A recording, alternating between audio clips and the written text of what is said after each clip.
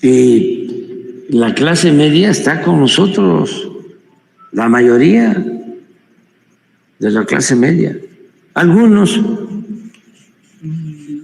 pero pues también tienen derecho, ¿no? Todo el mundo tenemos derecho a no estar de acuerdo, y yo le deseo que les vaya muy bien a los que están en las protestas del Poder Judicial. Estamos viviendo tiempos interesantes. Ya hemos hablado de cómo los asiáticos, cuando nacen los niños, les dicen como las bendiciones nuestras o que Dios te cuide. Ellos dicen que te toque vivir tiempos interesantes. Así le dicen a los niños cuando nacen. Pues a nosotros nos están tocando vivir tiempos interesantes. ¿Cuándo se había visto una rebelión del Poder Judicial en contra del Ejecutivo en la historia? Nunca, nunca. O sea, era el Ejecutivo el poder de los poderes. Los ministros, todos subordinados, toda la Corte. Solamente yo creo que con el gobierno, sí, de la República restaurada, con Lerdo y con Juárez, 10 años, sí, había oposición, pero era de otro tipo, no para defender privilegios.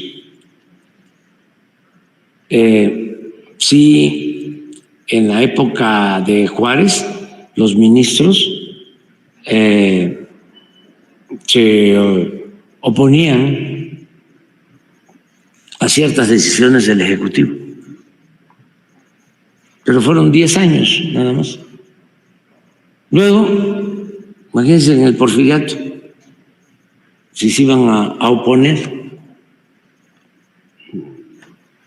no, nadie se oponía al presidente hasta ahora, pero es una oposición para defender privilegios. Y eso de la huelga está bien, como diría el filósofo de mi pueblo, el maestro Carlitos. No está bien, pero tampoco está mal. Porque así ya no tenemos sorpresa de que dejen en libertad a delincuentes. ¿Cuánto es que van a estar sin hacer nada?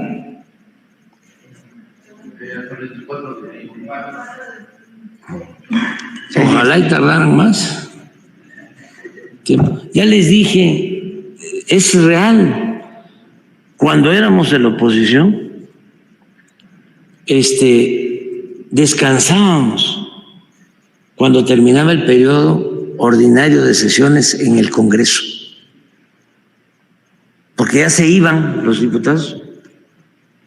Entonces ya no había el riesgo de que presentaran una iniciativa de ley o una reforma constitucional en contra del pueblo. Me acuerdo que cuando el gobierno de Calderón fue el primer intento de reforma energética y nos preparamos, ¿no? Porque querían entregar, al final lo lograron, pero sí pudimos impedir que se aplicara toda la reforma, porque todo era privatizar la exploración, la perforación, el transporte de energéticos, la petroquímica, todo. Y nos preparamos porque venía la reforma y luego en aquellos tiempos como ahora, pero antes siempre he dicho era peor porque no había cómo responder, no había las redes sociales. Empezaron con una campaña en medios, en la televisión, hablando de que teníamos un tesoro, los mexicanos, en las aguas profundas, pero no lo podíamos sacar ese tesoro porque no teníamos tecnología ni teníamos capital y que había que llevar a cabo la reforma energética para sacar el tesoro. Mucha gente se creyó todo eso, ¿no? Porque era una campaña fuertísima. Entonces, nosotros nos decidimos a defender el petróleo y nos organizamos. Me acuerdo que en ese entonces llegaron a participar como 20,000 mujeres. Se les conocía como las Adelitas, para que no se privatizara el petróleo. Y estaba el periodo ordinario de sesiones. Y algunos legisladores nuestros tomaron las tribunas.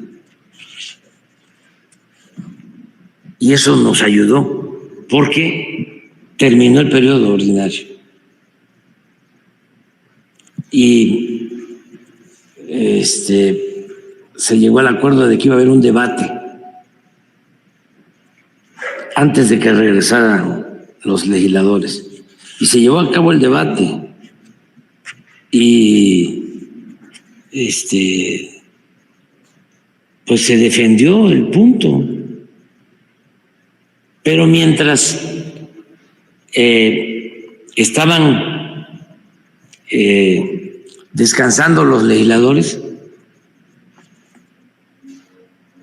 avanzamos bastante en organizarnos, pero cuando regresan, no, pues de nuevo, ¿no? A lo mismo, a reformar la Constitución. No, era la ley de petróleo, ni siquiera era la reforma constitucional.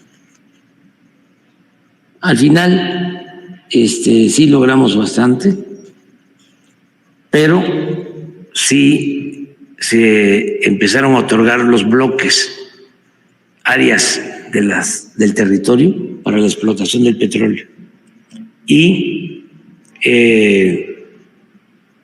dividir las utilidades. Fueron contratos que se otorgaron de utilidad compartida, así se llamaba. Pero,